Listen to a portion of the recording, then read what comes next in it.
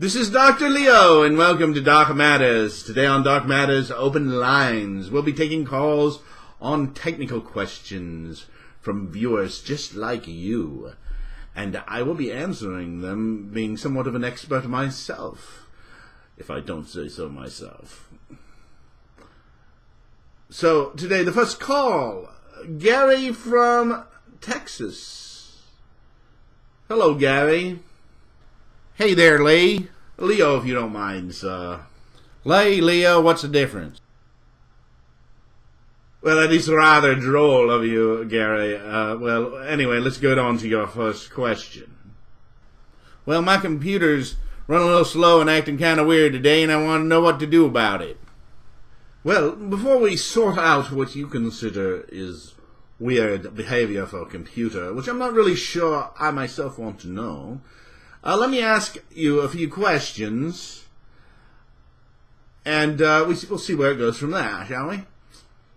All right, the first question is this a onesie or twosie thing? Is this the first time it's happened, or does this happen before, or is it a continuing problem?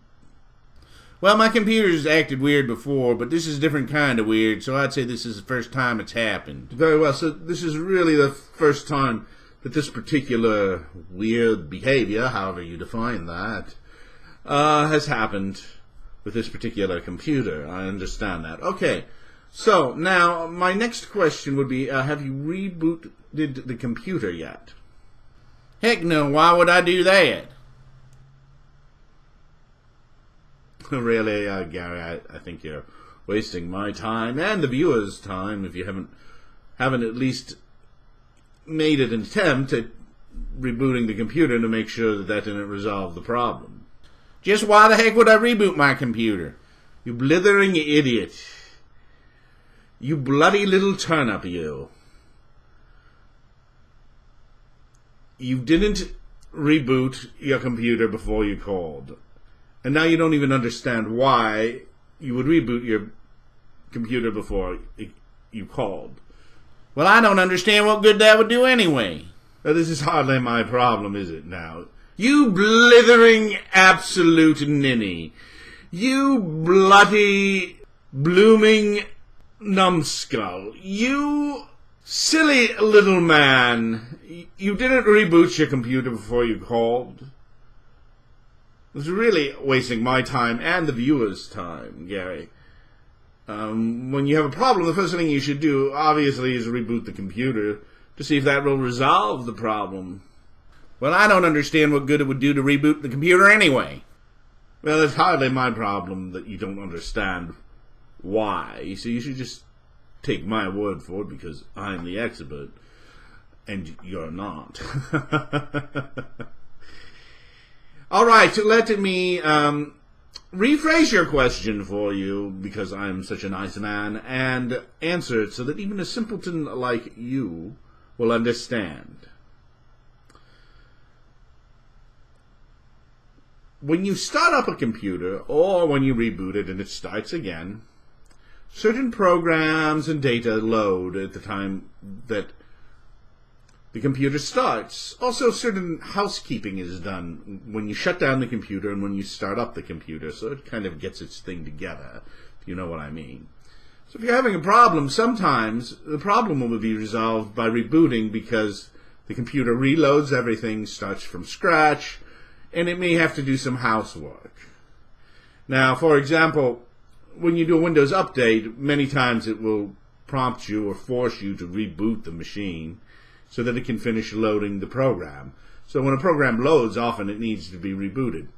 But when you have several Windows updates being loaded at once, sometimes it may take another reboot or two for it to get everything straight. It will redo its housekeeping and check a few things and maybe run a script that it puts in or what have you.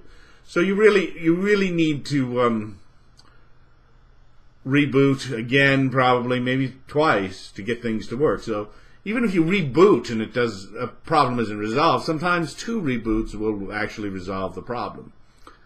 Another problem, which is usually resolved with only 1 reboot, is if you have something we refer to as a memory leak, which some people probably think Gary has himself. Memory leak is when you have when a program loads into memory, it takes up memory, of course, and then when you close down the program, it's supposed to release the memory, and if it's a very bad boy, it won't release the memory, and shame on it. It's what we call a memory leak, and so other programs don't have that memory to use, and it's kind of like if you cluttered up your living room and threw things about and someone came in, they'd be tripping on things now, wouldn't they? And that's kind of what happens with the program. They're bits and pieces of memory still unallocated or not reallocated or being used by a program that it left. And then she just left it willy-nilly on there, and you see, what happens is the new program comes in and starts tripping over it, or is confused by this, or what have you, or maybe it has bad experiences with, other programs not cleaning up their little memory messes, and so it's unhappy, if you know what I mean. So, I hope that has answered your question, Gary. If it hasn't, I'm not really sure that I care. So, before you call me with a question, please reboot your machines and make sure that doesn't resolve your problem. Because computers are still a little bit quirky things, and things happen, you reboot them and they're better. It would be good if you could do that with certain people, I think, but unfortunately we can't. Well, that's been Doc Matters, and I am Dr. Leo, and till next time, I hope you have just the most pleasant computing experience possible.